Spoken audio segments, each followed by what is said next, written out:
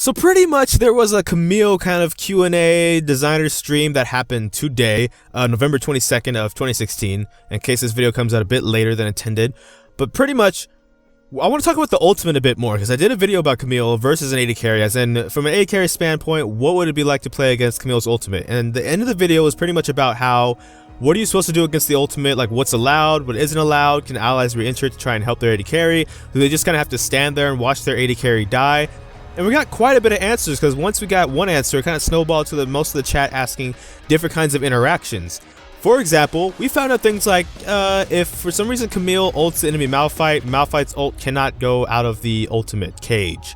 He'll be stuck in there. If Tahm Kench tries to eat an ally to try and save him and like spit them out of the cage, they'll be snapped back into it. And furthermore, things like stealth. Stealth, it's not supposed to track stealth, but when Vayne ults and tumbles, the thing actually tracks Vayne's exact movement, so you see exactly where she's going to reappear at. That's apparently a bug, because it's apparently not supposed to be able to see stealth champions, but it does right now, so that's not good. But however, if you are something like Vayne, Tristana, something that can knock Camille out of the ultimate, it'll cancel the ultimate. However, if Camille's trying to peel for somebody against like Vi, if Vi ults somebody, and Camille ults the Vi while she's trying to ult a target, it will stop Vi's ultimate. And now let that sink in for a second, because Vi, as a character, as a champion, her ultimate is supposed to not be able to be stopped by literally anything. Like, that's the idea of when you pick Vi. You can't QSS it, you can't stop it, you can't block it, you can't cleanse it, you can't do nothing. When she ults you, that's it. She's going to get that target. And that's why she's considered risky but also reliable engaged, because there's no way to stop it. But now, they've actually finally invented something that stops Malphite, that stops Vi, that stops all of these different things from happening.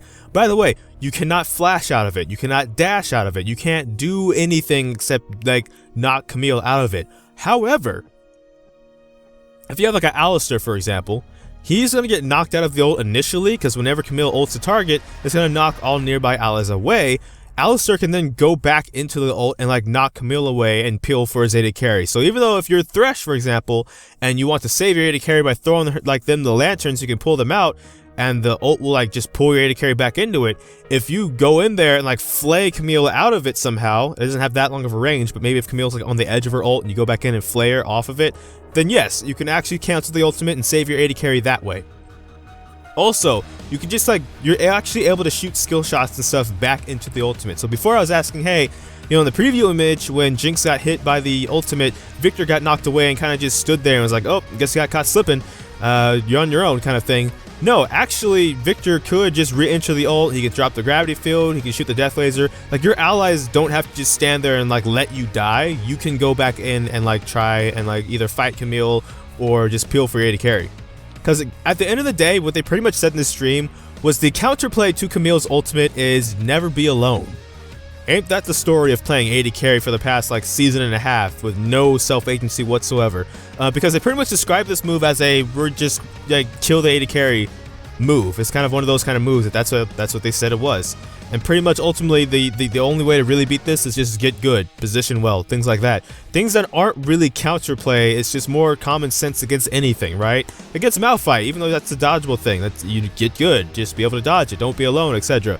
Against an assassin, just roam with your support. Like, that's not really counterplay the way if you want to shut down a Jinx in lane, you pick Twitch, right? Or if you want to shut down, I don't even know, can you shut down Darius? I haven't really seen, all the Yasuos I've been seeing trying haven't been able to, so maybe you can't really shut down that guy. But in contrast, you play Riven into Yasuo if you want to counter him, or you play Yasuo into Gnar if you want to counter him. Like, there's more lane counters, which essentially and potentially and apparently Juggernauts and like Duelists do well against Camille. I have yet to believe that, because what also came up in this, you know, design stream was the idea, can't you be Tanko 2.0? In other words, Tank Echo, because of all the damages she has built in, can't she just go Trinity Force like Phantom Dancer full tank and just like be unkillable but also do a bunch of damage? And apparently, according to people testing on the PvE, yeah, you actually can. You just go Frozen Mallet, like Trinity Force, Frozen Mallet, full tank, and you'll be just fine. But you'll also still be able to blow people up. Which was one of my fears, actually, was in that last video that I made, was, hey, can this person just build full tank and then just melt my face off, and I can't trade with them, but they can definitely trade with me. Yeah, so I don't think that will make it through the PvE, because the designers, if nothing else, have at least heard of that fear and worry, so they'll know that if it it's on their radar. I guess my thing is it's on the radar. If it's going to become a thing, they're going to notice it. They're going to be able to do something about it. But what does that mean in the meantime? Is that Camille's ultimate was one of the main problems, or not problems, but just one of the spotlights that was like, hey, this looks like it could be painful. This looks like it could be problematic. What's going to happen with this thing? Can you peel for it? If you're not playing, you know, I play all the roles but AD carry, unfortunately, secondary role and autofill, which we'll get into another video. But hey, can I save my AD carry? Like, what if they're not playing bad? What if they're not caught out? But because it's a point and click that then also knocks away all of your allies, we just don't see it coming. Camille just flashes over a wall or something. Because with her grappling hook, she can use the hook to a wall and then activate the dash to go over that wall. So who's to say, like, we have everything warded up and Camille slipped through the cracks at a part we didn't have warded, and then she jumps AD carry, uses the ult. What do? It's just nice to know that, hey, you can go back into the ultimate, help your AD carry out. They don't have to die. Now, if you are the AD carry, just for a note, the ultimate only lasts 4 seconds. So if she can't kill you in 4 seconds, the ult will be down anyway, in which case you can leave. It's not like, hey, this ultimate's up and it's going to stay up until one of us dies. One of us has to die. That's the only way either one of us is getting out of this, and 1v1 me, bro. Yeah, I know you're the support Nami, but yeah, whatever. You know what I mean? It's not that kind of an idea. It's not like there was an idea, and I put the picture in the last video, but didn't really talk about it too much. When Fiora was first reworked, there was an ultimate idea that pretty much went along the grounds like this. I don't know if it was like some sort of hand or some sort of like just some sort of power that would grab Fiora, and then whoever she targeted, like she'd throw like an object or a sword or something at an enemy, and it would teleport them clear across the map. So if they were both if they're like the entire teams were fighting at Baron, it would teleport them maybe like on the other side of Dragon where no one was near. It's set up an arena, kind of like this cage idea, in which case Fiora would then fight whoever she targeted in a 1v1, and whoever won would then be teleported back to the team fight going on at Baron Pit, for example, with a lot of buffs.